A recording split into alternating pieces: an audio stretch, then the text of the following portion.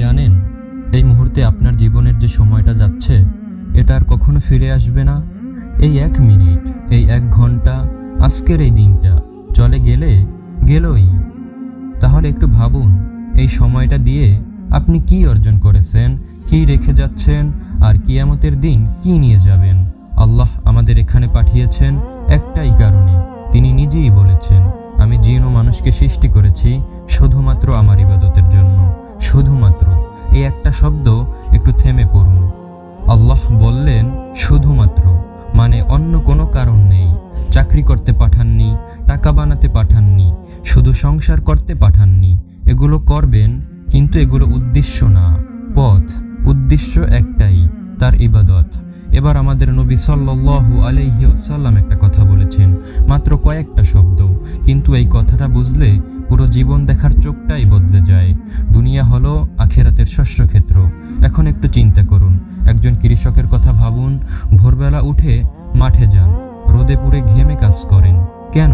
কারণ তিনি জানেন এখন বীজ না বুনলে পরে ঘরে ধান আসবে না। তিনি কিন্তু মাঠে বসে আরামে সময় কাটান না, মাঠকে নিজের বাড়ি মনে করেন না। মাঠ হলো কাজের জায়গা, শুধুই কাজের জায়গা। এই দুনিয়াটাও ঠিক তাই। এটা আমাদের আসল বাড়ি না, এটা মাঠ, বীজ বোনার জায়গা। আর সেই বীজ হলো আমাদের আমল। এখন 3টা মানুষের কথা বলি। 3জনই এই দুনিয়ায় এসেছেন, 3জনই এই মাঠ পেয়েছেন, কিন্তু 3জন 3 ভাবে গেছেন। একটু মিলিয়ে দেখুন আপনি কোনজন। প্রথম জন সারা জীবন ছোট ছোট ভালো কাজ করেছেন, 5 ওয়াক্ত নামাজ পড়েছেন, মানুষের সাথে ভালো ব্যবহার করেছেন, কাউকে কষ্ট দিলে মাফ চেয়েছেন, সামান্য হলেও সদকা করেছেন। বড় কিছু না, কিন্তু নিয়মিত করেছেন। আল্লাহ বলছেন যে একটি ভালো কাজ করবে সে 10 গুণ পাবে। 10 গুণ। দুনিয়ায় কোথাও এই হিসেব নেই।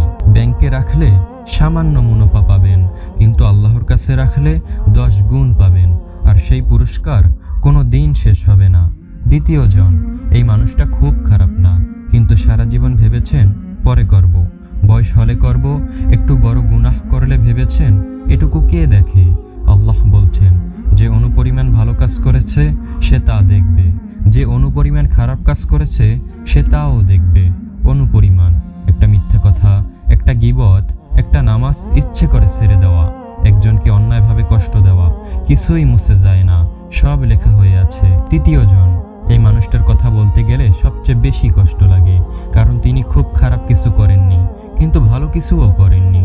সংসারে ডুবেছিলেন, ব্যস্ততায় সময় কাটিয়েছেন, মনে মনে ভেবেছেন পরে ঠিক হয়ে যাবে, কিন্তু সেই পরে আর কখনো আসেনি।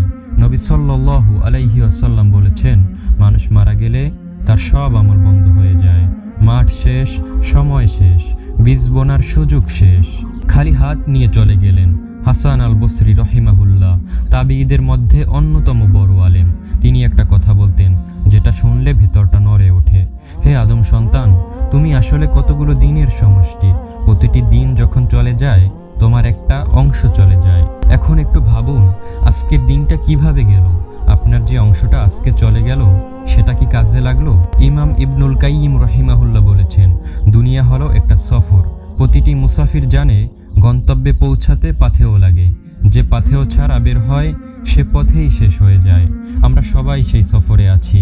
প্রশ্ন হলো আপনার পাথেও কতটুকু আছে। আল্লাহ জানতেন আমরা ভুলে যাই, তাই তিনি সতর্ক করে দিয়েছেন। মৃত্যু এলে মানুষ বলবে, হে রব, আমাকে একটু ফিরিয়ে দাও, আমি ভালো কাজ করব। কিন্তু সেদিন আর ফেরার কোনো সুযোগ থাকবে না। সেই সুযোগটা এখন আছে, এই মুহূর্তে আছে, এখন আপনার হাতে আছে। আমি আপনাকে সব কিছু ছেড়ে দিতে বলছি না। সংসার করুন, কাজ করুন, সন্তান মানুষ করুন, স্বপ্ন দেখুন। শুধু এটুকু মনে রাখুন, এই মাঠে আর কতদিন থাকবেন সেটা আপনি জানেন না, আমিও জানি না। তাই আজকেই একটা বীজ বুনুন, একটা নামাজ, একটা দোয়া, মা বাবাকে একটা ফোন, কাউকে একটু মাফ করে দেওয়া, একটা সদকা, একটা ভালো কথা। নবী সাল্লাল্লাহু আলাইহি ওয়াসাল্লাম বলেছেন, আল্লাহর কাছে সেই আমল সবচেয়ে প্রিয় যা ছোট হলেও নিয়মিত করা হয়। ছোট হোক, কিন্তু আজকেই শুরু করুন, কারণ এই মাঠে আর কতক্ষণ আছেন সেটা শুধু আল্লাহ জানেন। আল্লাহ আমাদের সবাইকে তৌফিক দিন এই দুনিয়ার মাঠে ভালো বীজ বোনার এবং আখিরাতের ভালো ফসল ঘরে তোলার। আমিন।